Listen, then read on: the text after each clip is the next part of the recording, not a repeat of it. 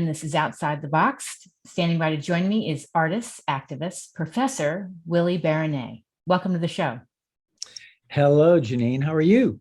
I am great. As I said, I was so excited to reconnect with you. You were on my other show on KUCI, and you were on my other show because we were talking about your documentary where you purchase the signs of homeless people. Yes, I've been doing that now for 28 years, which kind of makes me, I get staggered just saying that. But yeah, it has become a lifelong project for me. The documentary, of course, was a significant part of this journey, but I was doing it for many years before we started shooting the documentary, and I still do it now. I bought a sign just last week. How did you come up with the idea years ago that you were going to buy signs? It really, I think, came out of the way I felt when I ignored people on the street corners, which I know a lot of people struggle with what to do when they see someone asking for help. Yes. And like a lot of people, I just found ways to avert my eyes, and I hated how that felt. And so the buying of the signs became a way to change that dynamic. And once I started, I couldn't stop. Yes. It became so rewarding, and all of a sudden it was like I looked forward to seeing somebody on the corner because I'd roll down my window and I'd get to have a conversation. Yes, it feels like a gift. You're meeting this total stranger and you never know who you're going to connect with. Exactly. And I've met some amazing people in that process. And when we were shooting the documentary, that took it to a much deeper level because we spent 31 days traveling the country, and I got to have really long, in-depth conversations with people, which was something I hadn't really done so much before. So that took it to a whole new level. That's amazing.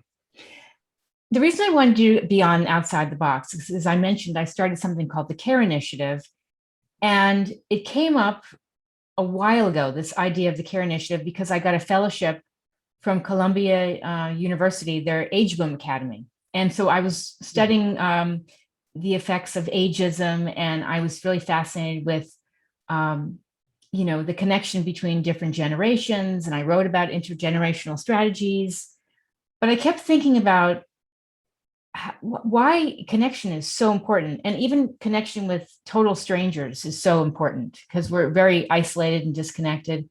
And you can have such a boost when you open yourself up to the possibilities. And so I'm going to tell you a donut story because this is why I wanted you on the show, because I thought of you.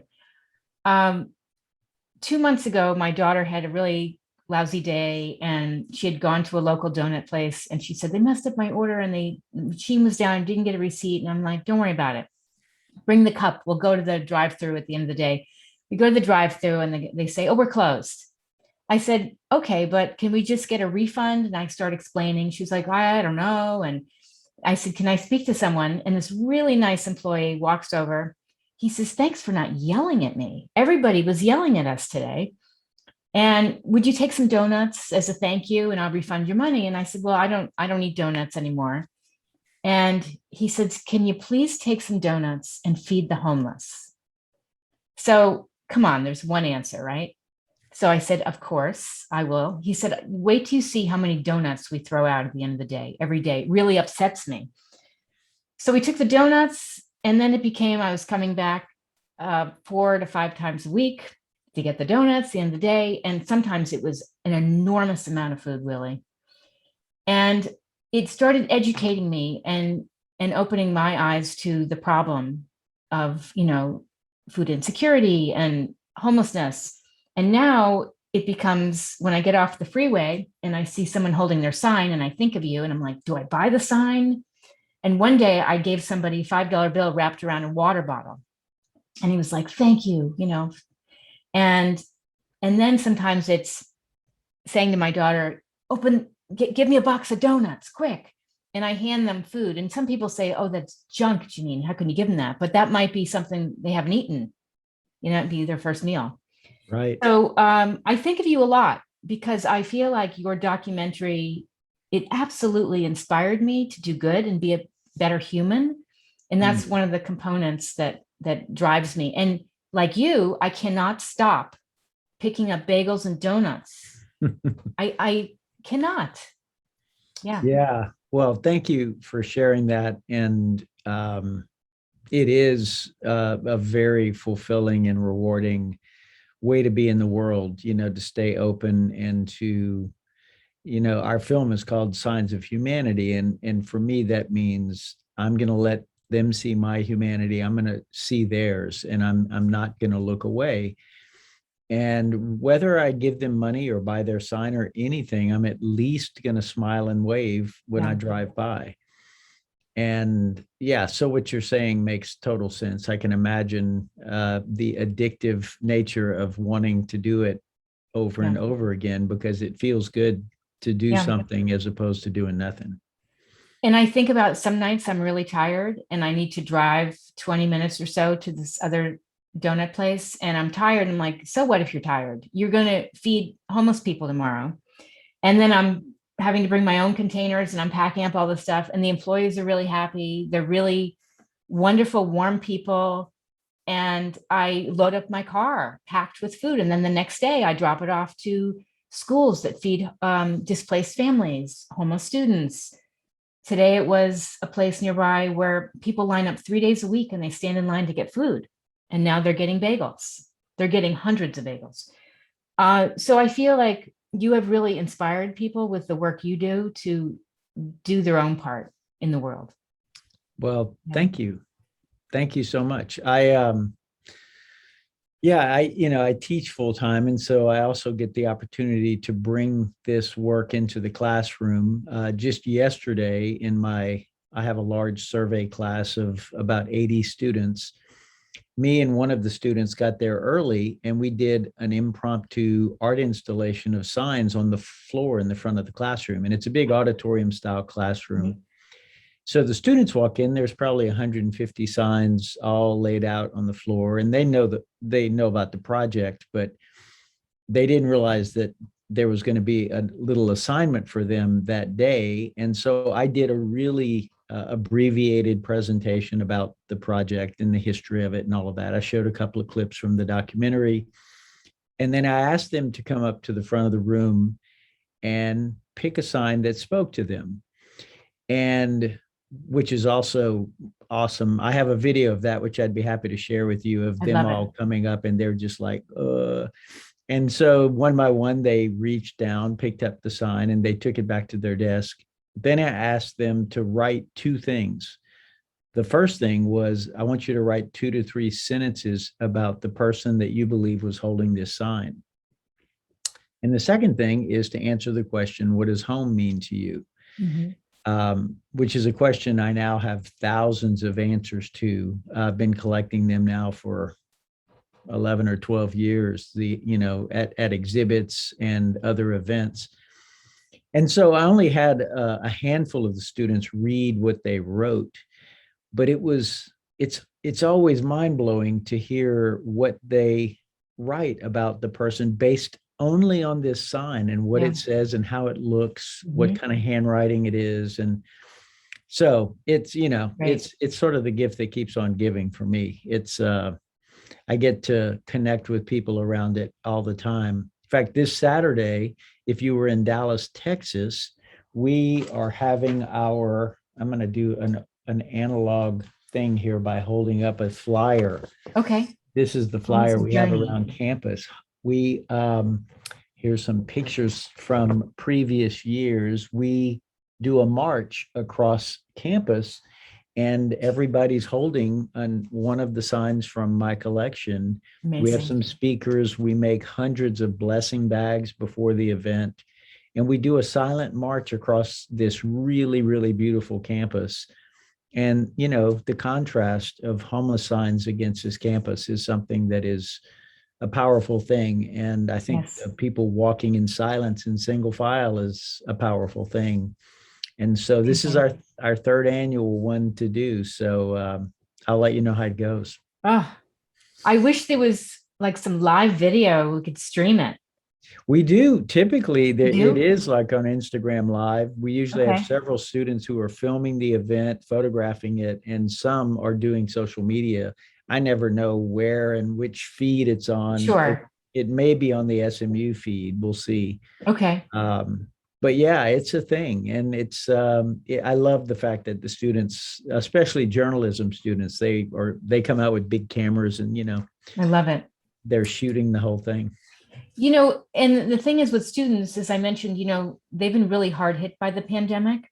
And I have found that when you shift their perspective, you put them in something with purpose and meaning, it really lifts them up, right? And it just shifts their perspective on whatever it is they're going through and opens them up to something else. It's incredible.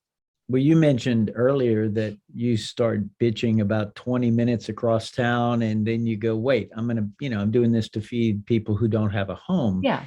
Um, Whenever I speak about this project, I am often asked, what are the big takeaways for you? And one of them is that it's hard for me to stop feeling grateful.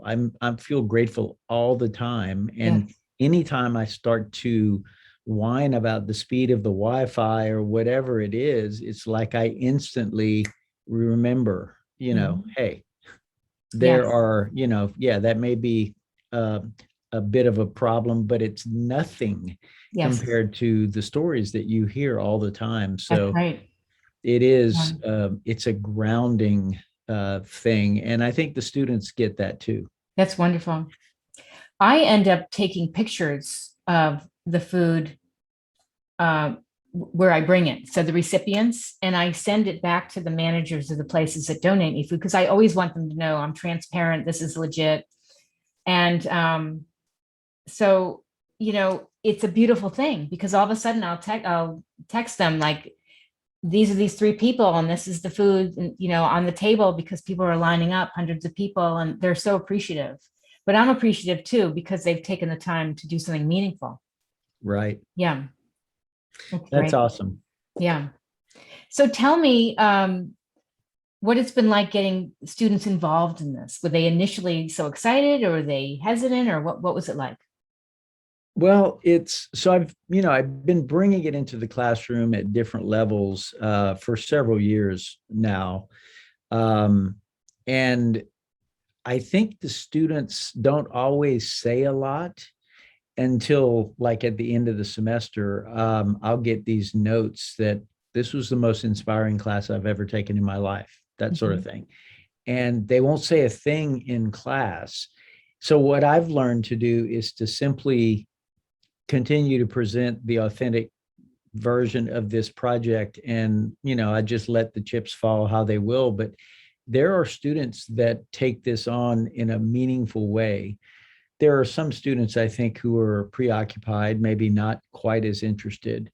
But I've also had students after they graduated 2 years later contact me and say, well, I just quit my programming job. I'm starting a nonprofit. Can we meet for breakfast? Because I need to pick your brain, There you that go. sort of thing. See? And yeah, it's Wow. amazing. It's Yeah. amazing. And the other thing that I will say is that the students here, I get to work with a lot of the human rights students at SMU and like the RAs at the dorm where I live now. Hmm. Um, some of those students are very much community focused and marginalized communities focused. And it's like I'm preaching to the choir. They're already thinking about how they're going to change the world, and so it's Great. incredibly rewarding to get to work with students like that. I've Yes. had a handful of them step up, for this march that's going to happen on Saturday, and they're taking over all the organizing, all the Great. chores, and so I get to just email a couple of them, and they make it all happen. So It's amazing. Yeah. yeah, it's they give me hope. I say that often, that there's a Sure. lot of um, good energy and optimism and awareness among the college population. So that gives me hope for the Great. future. And I look at it as, it's a time to become better humans. And I've said this before because I don't know how tuned in we were before the pandemic to other people. And I know, I've seen research and I've experienced it where people are so focused on themselves and their phones and social media, and then less aware of what can they do to be of service to help to go outside of their own comfort zone. Right. Well, Yeah. the pandemic has taught us a lot of things. It's also the estimation is that homelessness in the United States is going to rise by 45% because of the pandemic, Really? and that's Oh, having to do with evictions, job yeah. loss, a host of things. Yes. So it's exposed some things too, and Mhm. I do think it's caused a lot of people to soul search on many levels. Yes. We didn't have some of the distractions we normally had. And so all of a sudden it was like, okay, I got to deal with living in my house for a year. And how Yes. do I deal with that? So Yes. yeah, it's been quite an experience. And in some ways, I think there's been some good to come out of it. I think so. And I think it's important that students are doing what they're doing on your campus because, like I said, they've been hit really hard, but when you give them something so meaningful, it lifts them up. Yeah. Well, I may have told you this before in an interview, but one of the projects that I assign in my big survey class is I call it Design Your Own Legacy. And it is a creative project, but they've got to come up with a cause that they care about and then create a meaningful response to that I like that. in order to, and I'm making them think way ahead. So when Mhm. you're 100 and you're your end of life celebration and they're talking about you, what do you want them to be saying Yes. about the work that you did? And so they've got to create something around that. And again, I know some students are probably rolling their eyes and like, oh shit, I can't believe I have to do that. And then, but others embrace it. And, Good. I wish somebody had told me when I was 20 years old to start paying attention to what's my purpose here. You What am I bet. doing? Yeah. And for me, it came later, but that's okay. Yeah. And I know they're going to change and evolve, and they'll care about something different in 5 or 10 years. But a lot of them are surprisingly focused. That's great. Yeah. And the message too is that jobs will come and go. You'll shift and you'll pivot in life. But your mental health and your passions are really important because your degree, I mean, that's that down the road, it's great, right? But your meaning and your purpose in your life is everything, I think. Yeah. Yeah. And yeah, the degree, I mean, the education here, the experience of being in college, it's all great. Yeah. And, it's hard to know while you're in that it's not the end all or whatever. It's just, it's a blip on your process. It might help you get that first job, but after Yes. that, everything's going to depend on how you show up and Yes. and Yeah. the things life is going to throw. That's right. And sometimes you're going to take things that are unexpected. You're going to go down a different path. You're going to say yes to different opportunities. You don't know. I mean, some of the most meaningful conversations I've had lately are either with the employees of the donut shop, right? I get to know them, their passions in life, what they want to do. One plays tennis, one's musical, one misses their parents. They haven't seen them in months. Mm. And then the people I drop the food to, the place here in Santa Ana, and how one of them used to be homeless. And this cute little place, Micah's Way, they collect mail for about 1,000 homeless people. And Wow. so when I bring in all the donuts and the bagels, like who that goes to, and it's so interesting, and it's been incredible experience. Yeah. I had dinner last night with two former students. Both of them graduated 2 years ago. I teach in the advertising school, so they both have jobs. One's a copywriter, one's an art director in advertising. They both told me last night that they're contemplating other paths that are still have to do with creativity, Yes. but one of them, she has always wanted to be go through the seminary and become a minister or preacher, or at least go down that road. And so she's considering this position where she'll be writing stories for a spiritually focused organization. It's great. And that may be the ticket that gets her to seminary. But we had those kinds of conversations. I think they're a heck of a lot more flexible than I was. I thought, oh gosh, I got to go get a job in advertising and Yes. do that forever. And it took me a while to realize I didn't. Well, I was going to ask you to tell me a little bit about your pivots and turns in life and your passion for what you do. I mean, where did all this come from? Well, if we go way, way back, so as a little kid, I used to draw a lot, but I didn't come from a family that really appreciated art, or that was something that was just foreign to me. I don't think my parents, and my mom's, who's deceased now, my dad is still alive. I don't know that either of them have ever been in an art museum in their lives. Wow. Ever. Wow. And so I started college and I started majoring in pre-law. After a couple of semesters, I changed to math. And then after a couple of more semesters, I changed to advertising design. And that's when I take my first ever art class and knew right from the beginning, like, oh gosh, that there's this creative part of me that I had never really nurtured. So that set me on the road to working in design firms and ad agencies, which led me to Dallas, Texas eventually. And I worked at a handful of places. The big pivot there was when I decided to start my own agency, which was terrifying. And I did that for 15 years and, had to learn how to manage people and go get new business and pay the bills and all the things that's required. And after doing it for 15 years, going through 9/11, going through the first big tech bubble burst, all of that stuff, it was like, I think I'm ready to do the next thing. And my mom passed away, and I think that was part of it for me.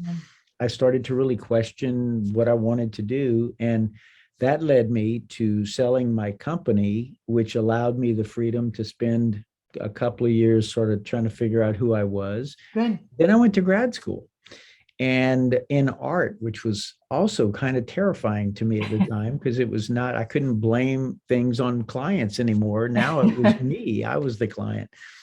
And that's when the We Are All Homeless project was really born. And really, I'd already been buying signs, but that's when it took shape. And so that was the next big pivot. And all of a sudden I was, exploring what it meant to make art and how to do art in terms of this social activism space. And all of that was a very scary and exciting time. But I had no idea that it was going to continue beyond grad school. And then it led to a couple of TEDx talks, which led to me going across the country and filming a documentary and editing a documentary for 2 years. And then the amount of press and attention that came from all of that has continued. I mean, it's slowed down during COVID a bit because I couldn't travel to speak or do exhibits. But right before COVID, I did the largest exhibit at the Anchorage Museum in Anchorage, Alaska, in February of 2020. Okay, right before. And it stayed up for 10 months because of the pandemic, which was also kind of nice. Yes. And just recently, this summer was the first time I was like, people said, hey, will you come and do an exhibit in Colorado? I just went to Boston weekend before last. Great. So it's picking up again. It's great. It's just, and it's, awesome. I love all of it. It's exhausting sometimes, but it's just a never ending chance to meet people. And what I love, of course, I'll never forget, I was at the opening. And so this is February 2020 in Anchorage, Alaska. Okay. First of all, I bought 6 signs in February in Anchorage, Alaska. That's people living outdoors. Oh, freezing. Yeah. So that is that. On opening night, I'm there and it's packed. This is before masks, and so we're all like in this amazing art situation. People are everywhere taking pictures, all that stuff. I'm talking to a couple of people and a young woman comes up to me and tugs on my elbow, and I turned around and she started to talk and then just like broke down weeping. Oh. And so, I just held space with her and I was Mhm. waiting for her to kind of get to where she could talk again. And then she said, I'm never going to look at people on the street the same way again. And that is, for me, I know that there are a lot of people who will never come up to me to talk to me about it, Yes. but I know that that's happening for people. And it's simply them getting to witness the power of those signs Right. and to be able to lean into them Mhm. because there's no person on the other side of them that's making it awkward for them. They're able to actually look. Mhm. And in the same way that, when I ask my students to write 2 or 3 sentences about Mhm. what they see in the sign, Yes. that's happening in an art context because people are projecting what stories they make up about the signs they're seeing. Sure. And so, I can't explain it all, but I certainly know that it works, it makes sense. And I have so many people, just let me Beautiful. know that it's Beautiful. yeah, I can't stop. Mm. I mean, can you believe the journey that you've been on? I mean, No. And it's still going. I it's mean, it's still still going. going. We're trying Yeah. to put together, to pitch a TV series to follow up the documentary. I mean, There you who go. knows what will happen? There's a Amazing. couple of people I bought signs from that I would like to do documentaries about them. Yes. So, if I could clone myself and get more done, some of this will happen faster. I'm still working on the book, which I'm hope to make some more headway on this holiday season too. I hope so. I hope so. I do So too. you're finishing up the book. Yeah, I've been originally it was going to be a picture book and I was just going to write a little short essay. Well, when I started writing, it's like I Yeah. can't stop. That's There's too good. many stories. Exactly. Yeah. Uh, what was it like when you first started having these conversations with homeless people? I mean, they come from all different walks of life, all different circumstances. Yeah. So one thing, first of all, I would say I have now started to say people experiencing homelessness, Okay. which is it's a grammatical thing, but I've Excuse me, you're right. been educated by lots of folks in shelters, or houseless is another Okay. term that is being used a lot. Um, so in the beginning, I was shocked at how awesome the conversations were, and that I quickly realized we're just two human beings, and whatever story I had made up about them being different than me Mhm. was in my head. The truth is, we're all the same in the sense that we all make mistakes. We all need to ask for help sometimes. Yes. I may have a bigger safety net than they do, but I've made my share of mistakes, and there's a lot of choices I've made I'd love to have a do-over on. Mhm. But what happened is that I just started to treat them the way I would treat anybody. And we started Right. having really cool conversations. I think one thing I learned is how many of them don't get any sort of human touch or interaction on a regular basis. And so they were hungry for that. Mhm. I've been told more than one time that from people on the street, they tell me, I'd rather have someone smile at me than give me $1. Really? And that always kind of makes me sit up and like, Yeah. wow, you know. Yeah. So yeah, it's just been Mm. amazing. And of course, the documentary gave us a chance to capture a lot of that. Mhm. And we had 200 hours of footage. We only, the film's only 62 minutes long. So we culled that down to a lot of the conversations that were, that we were able to use. But there's a whole web series just in the outtakes of that stuff. But just we Incredible. have so much footage and so many people that never made it into the movie. Yeah. You could have done a series. Could have. That's Yeah. why I want to do a TV series, because it's a no-brainer. We could Yes. do every episode in a different city. Like a PBS or Could be anything. could be Netflix, PBS, Yeah. HBO, whoever, I mean, there's so much need for really meaningful content. Yes. And believe me, I know that there's a lot being done. So it's a matter of us just pitching it to the right people. Yes. Now, when you say us, you and students, or do you have partners, or how does So that work? one of the guys who produced the documentary, who's in New York, Mhm. he and I have we've continued to work together. And so he is helping put the pitch deck together. He works for a Good. production company, so he Great. knows more than I do about how to do Okay. that. Amazing. You have to keep me posted. I will. Cross your fingers and toes. I think it's going to happen. I really do. Okay. I do. I'm putting it out there. I have quit saying no to anything. I'm just like, whatever the universe wants, we'll make it happen. Exactly. Where can people find out more about you? Well, our main website, which is badly in need of an update, is weareallhomeless.org.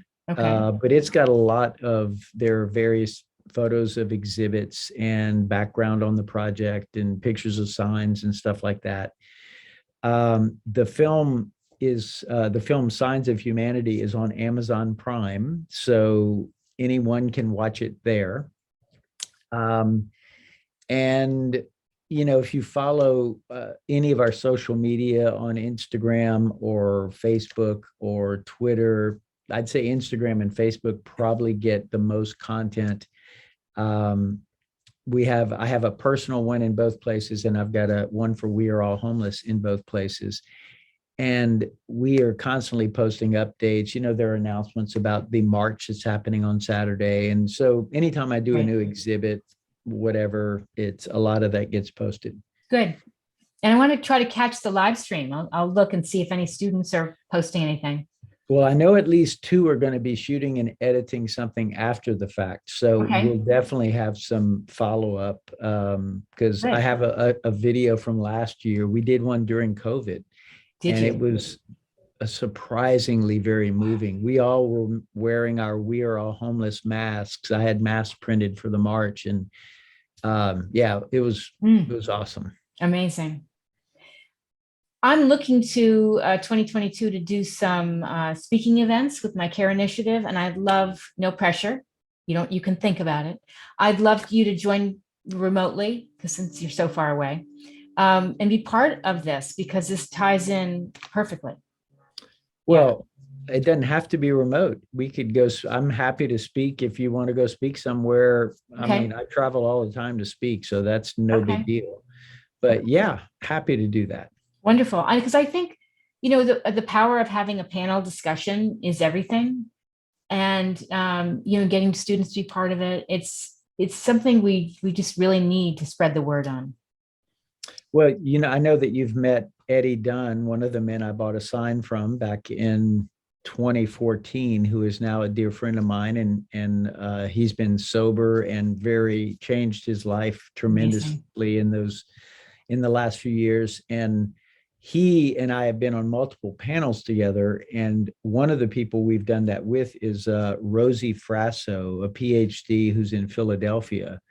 And she's head of public health at Jefferson University there.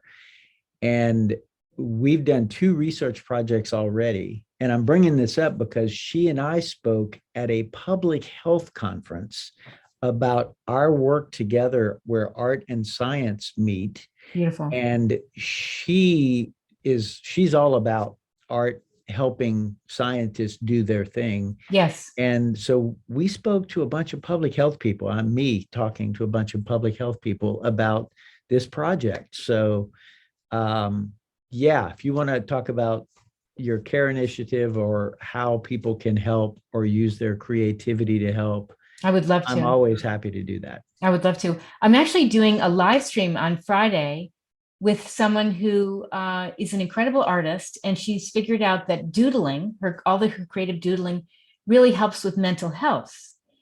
And guess where we're connecting from? She is connecting from Bulgaria. Wow. Bulgaria. We met. She was a guest on my show. I had heard about her online. Then we talked casually, and she was doing something with food art. And then that didn't quite take off. It was just really challenging with the pandemic. And all of a sudden, the next thing I go online and I see Sophie is doodling like the most incredible artwork. I'll have to send you a link. So I said, let's do a live doodling event on Friday. I love that. I love Isn't that cool? Kind of Yeah. reminds me back in the pre-social media days, 2005, before Facebook, Okay. when blogging was the thing. Yes. And I, as an illustrator, was connecting with these illustrators all over the world, and we were doing these illustration things every Friday. And It's great. you could see how social media came from that, because we were commenting on each other's blogs every Yes. week. Yes. And one of those bloggers who I met, who's in India, and she and I became really good friends. She sent me stuff in the mail, but I've never met her in real life. Yeah. She is now married, has a kid, and she has like hundreds of thousands of followers. Every post on her Instagram gets like 20,000 likes. Whoa. She is like killing it in that space. Amazing. And so, and I remember when we were just doing our little goofy doodle drawings together, and she turned it into this amazing career. Look at that. So that happens. It does. It really does. It's amazing. Well, I want to thank you so much. I've really enjoyed this, and I look forward to seeing what happens on Saturday. I know it's going to be a huge success. Well, thank you. I'm always impressed with what you're doing and how Thank you. much of an impact you're having by spreading the word. So keep it up. Thank you so much.